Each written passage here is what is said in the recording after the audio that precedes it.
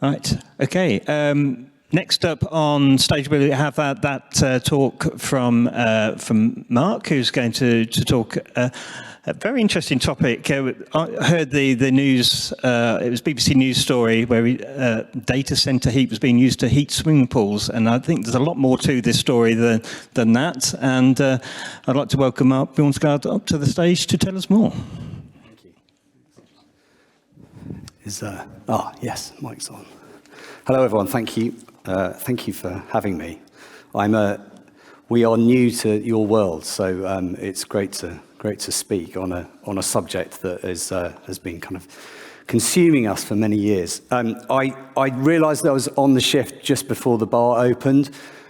So I changed the title of the talk to make it a little bit more rock and roll. And I also went on Midjourney to see what data center superheroes images I could find. This was the best. It's a kind of mixture of Ted Lasso meets Ninja Mutant Turtles meets Iron Man meets Superman in what looks like a locker room. My name is Mark Bjornsgaard. I'm the chief exec of a business called Deep Green. As some of you may have seen, a couple of months ago, we built a third small edge data center in Exmouth, leisure center, and I was in this very odd situation where for about 2 hours on one day, we were trending behind the budget on the BBC, and a friend who was a doctor sent me a clip from the British Medical Journal as well, so we definitely went viral. But this was a culmination, as I said, of 7 years of thinking and planning and looking at the data center world and seeing whether there was what we thought might be a really interesting and profound change that could happen in the data centers. So we've got 2 residential sites live. A lot of, as I said, over the last 7 years, a lot of different kind of experiments, a lot of spreadsheeting, and then finally we've got to the stage where it looks like that this tipping point we think might be just about to occur. I have to use this slide, so I'm only going to spend a few minutes talking about the what and the how. The why we're doing it is really, I think, well, to my mind anyway, much more interesting, or as interesting, but I always have to use this slide. We did this for, animation for the BBC, and then they didn't use it. But just a little sort of a digression on how we're actually doing it. What I love about this business is that all the assets are fungible. It's all technology that's been around with us for many, many years. The heat exchangers have been around for 100 years. And so very, very simply, and if there are any questions on the technicals, we love to geek out on those, but I'm again kind of conscious that we're only an hour away from the bar, so I want to keep the specifics limited. We're only using green electricity. We are basing our technology on immersion cooling, so the computers get warm. We then flow that oil around a single loop into a heat exchanger, and then when we're on and we're heating the pool, the fossil fuel boilers don't fire. So again, for the many years we've been thinking about this and trying to make it as simple and as fungible and as scalable as possible. So Exmouth, we're doing about 70% of the heat load of the pool, so saving them about £20,000 a year. We hope to do a little bit more, and this basic principle of how we've sort of built the physics of it, we can apply now to district heating systems and other reuse applications. And to kind of conclude on the what and the how bit of it. We're only focusing on stranded power, so we're not digging up any. We're not reliant on the grid, improving the grid anywhere we land. We did the Exmouth installation in about 3 or 4 days. We think we can get that down to about 2 days to actually land somewhere, land a modular data center within the site itself. And then get it up and running, and trying to kind of build a modular playbook of deployments. But the bigger, the wider frame for what we're doing is what we might see as a different world, and data centers being the very epicenter of this new world, this new heat economy. So we imagine a time where data centers heat all of the homes of Europe. That seems almost impossible to imagine, conceive of as hyperscalers build ever larger installations. But we're not. This isn't our first rodeo. We've had. We are energy people, and we own a number of different businesses in the energy sector and healthcare. We know this is going to be a generational shift. We think it's going to be a change, probably as great as digging sewers and building railways. And why we think this is so interesting is because we can all debate whether data centers are 3 or 5 or 1% of the global emissions. But what we do know is that heating homes and spaces is much, much bigger, a much bigger problem to challenge. And so what I love about this business is that it's not just a new direction for the data center industry, but it's also potentially a way we decarbonize heat. And as some of you may know, we are really struggling here. This is one of the things we just don't know what's going to work. We've also invested in heat pumps, but there are all sorts of issues as to why we're going to really struggle to decarbonize our heating in the time frame we've got left. And we really do see this as building data centers everywhere. So this is, at the bottom of every tower block, at the end of every street, in the middle of every residential development, in the fabric, what we call the fabric of society. So a compute substrate, which makes our cities smart and our houses warm. We've been talking about this for many years. Everyone has raised an eyebrow, mostly when we've said it. It was very interesting that Dan Foss came out a couple of months ago with a report that's really worth reading and said that the amount of waste heat that we've got in Europe equates almost to the amount of heat and hot water that the residential sector uses. But of course, there is an issue of that. Most of that heat is unstructured. We can't move steel production to where we live, and we don't all want to live too close to cement manufacturing plants. But of course, the data center industry is different. And I'm sure a lot of you have seen what we see as these early use cases. So Stockholm, a percentage of Stockholm will be heated off data centers. Same with Helsinki. Same with Amazon are plugging into these district heating systems. And I was really gratified. I was traveling a couple of weeks ago, and we are seeing conventional data centers thinking much more about heat reuse. But what we're envisaging is not building data centers somewhere where we want to build them and then trying to figure out how to plug them into heat networks. What we're obviously hypothesizing is that we can break up data centers and move them to where the heat is required. And the brilliant thing about the data center industry is that its assets are portable. Unlike a blast furnace, you can move a data center. It's very structured heat. It's very difficult to capture the heat from a cement manufacturing or a blast furnace, but it's very easy to capture the heat when you've immersed the computers in oil. You simply just flow them around a heat exchanger. Even better, when we provide a heat sink, we obviously improve the energy economics of the data center. So by taking the heat away for free, we are improving the economics. And I was warned violently that I mustn't say anything vaguely salesy, but it is really interesting that Tim was presenting co-location prices. When you land in stranded power and your pew is 1.0001, basically zero, it is really interesting what happens to the economics. And even better, the whole industry is already in this mindset of decentralization. So the data centers are already coming to us, if you like, coming to where the heat is required.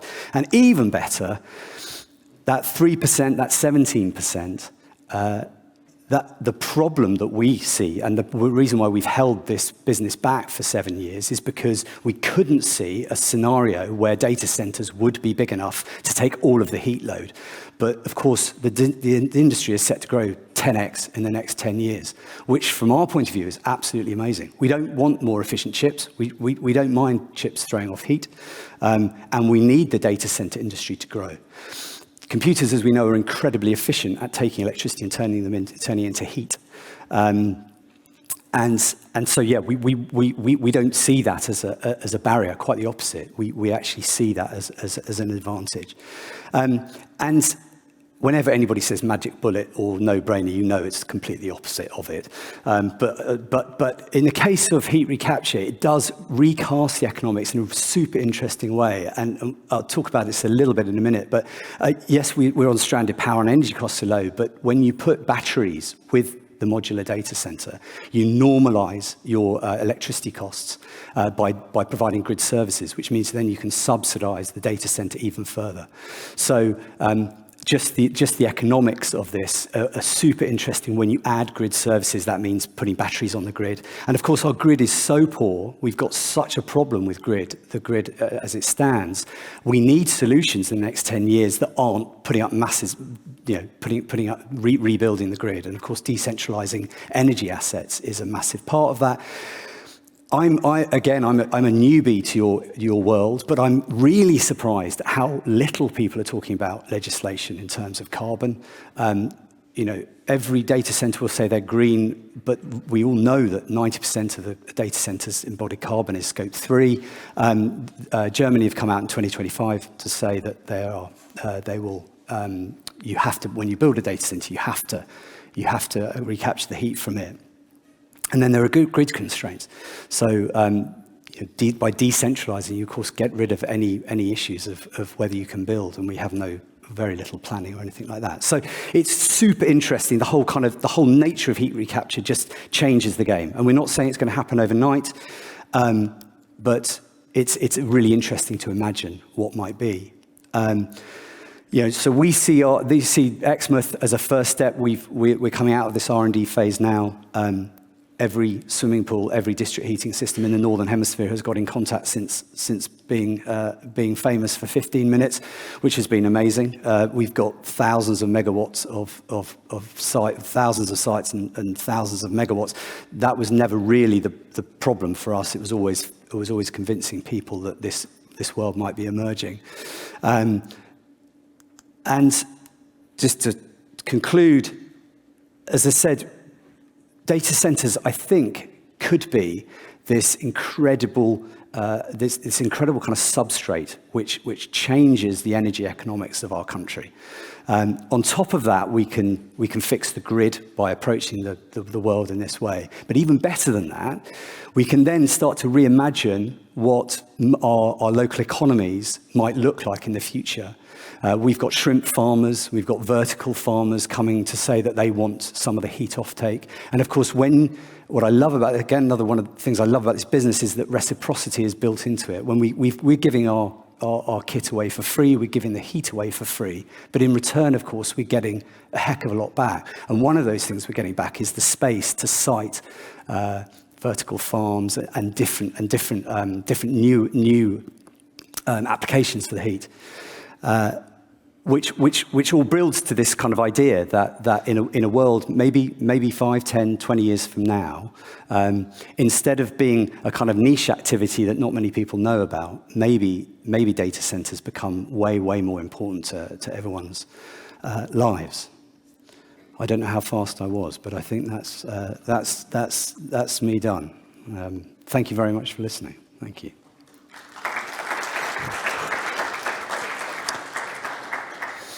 Thank you very much, Mark. Have we any questions? Yes, we do. Andy, thank you. Hi, it's Andy from S4. Pardon me. Can you talk a little bit about the customer profile that you've got that's generating 20 grand's worth of heat saving in Exmouth? Yes. What kind of compute or other infrastructure are you hosting there, and how much of it have you got that's generating? Yes. So we we at the moment Exmouth is rented bare metal. So on the aggregators, so TensorDoc and FluidStack and those sort of where the yield's relatively low. But from our point of view, it was just really about making sure that it was rented and done. Since our moment of in the sort of limelight, it's incredible how many people have come in. That was the key assumption we had to test in this business. Would anyone actually use the compute? So it's mostly high performance compute, and our assumption was that this would be a very slow burn, that high performance compute would form the basis of our load. But then, of course, what happened in the last 3 months around ChatGPT happened, which has changed the game again. And what's really interesting is that in a way that we didn't think would happen yet, we are getting smaller cloud providers and much larger cloud providers starting to give us a call, which again we didn't think would happen frankly for years. So the short answer is high performance compute at the moment, just because it gives off so much heat. It's a really good base load of heat, and then in my very simplistic head, sort of high performance compute and then cloud, which is obviously somewhat less heat generative, but a larger market. Does that answer the question?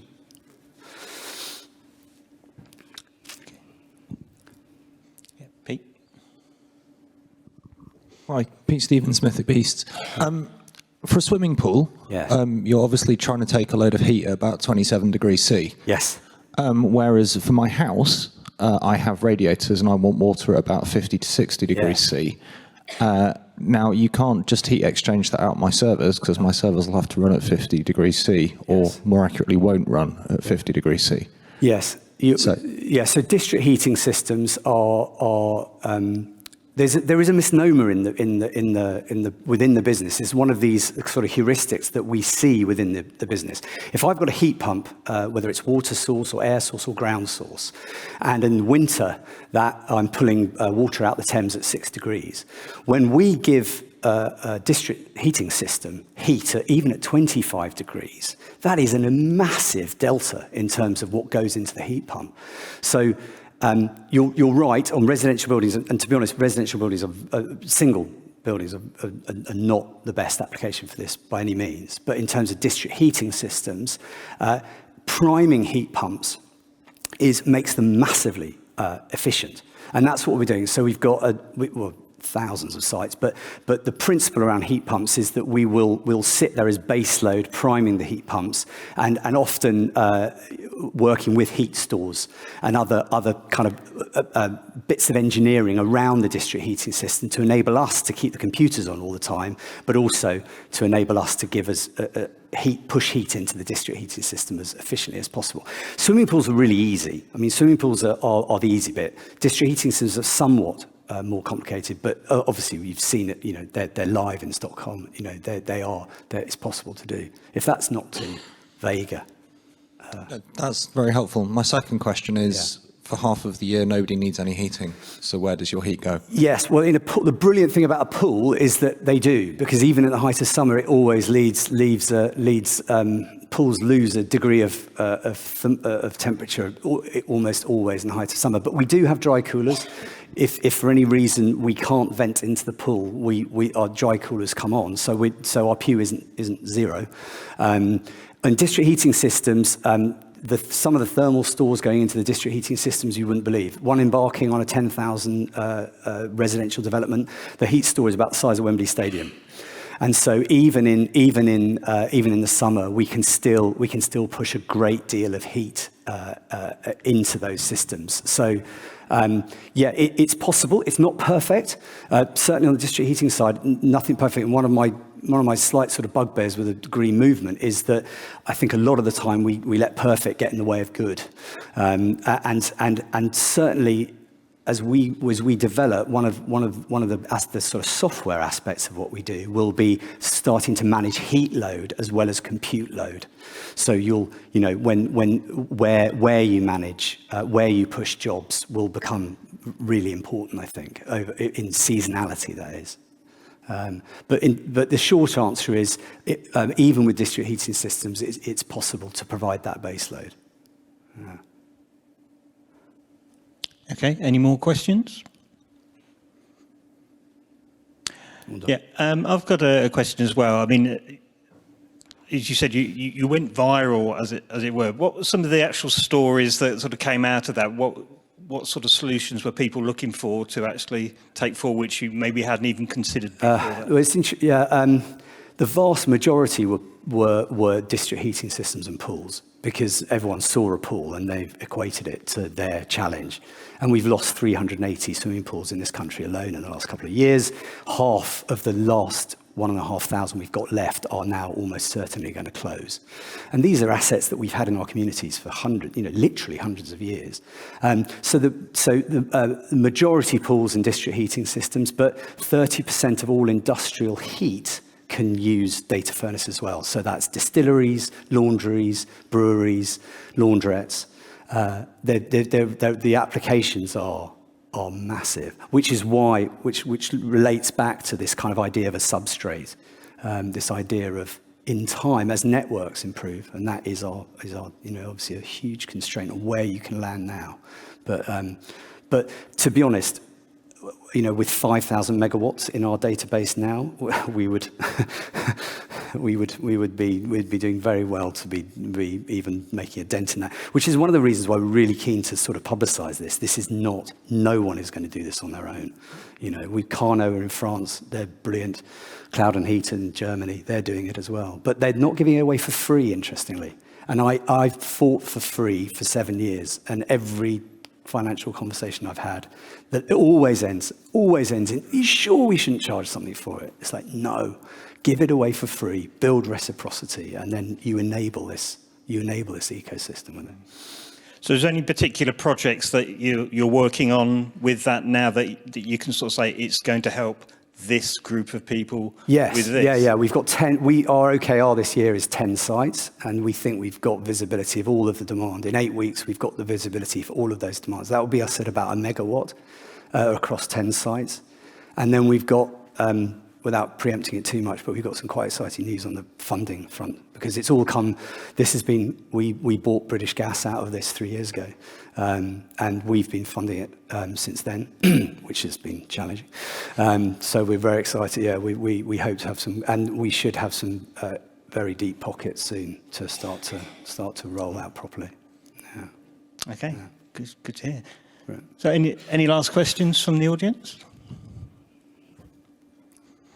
Okay. Are you going to be at the social this evening? I will, but I've got to drive back down south for a very early start tomorrow. So I'm going to come for one drink, and then I'll go there if anyone would like to chat. Okay. Thank you very much, Mark. Thank you very much. Thank you.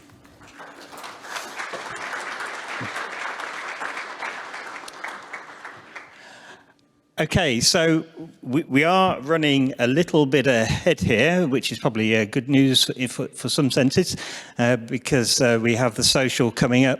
The last session is actually mentioned on the agenda. It's just a little LINX Manchester update. It's not really an update, really. It's basically to say that we do enjoy coming up to the Northwest to actually have these meetings, and it's always important that we meet with our members up here, as we say. And we want to actually make sure that we continue that engagement with people up there, which is why we want to make sure that we get good feedback for these events so we can continue doing those things. But we also have the LINX Manchester Steering Committee, so if you want to be involved in that in terms of pushing LINX Manchester forward, then we obviously would really like to hear from you, and yeah, we'll love to hear from you, and we'll go with that. So with that long rambling and stumbling statement, we'll close the meeting early. We've got the social that is at, can anyone remember where it is? I think it's on the badge, isn't it? There we go, the Blues Kitchen, there you go. That's about 3 to 5 minutes walk away, and that's going to be starting from 5:30. So thank you very much. We'll see you at 10 o'clock tomorrow for the next part of the meeting.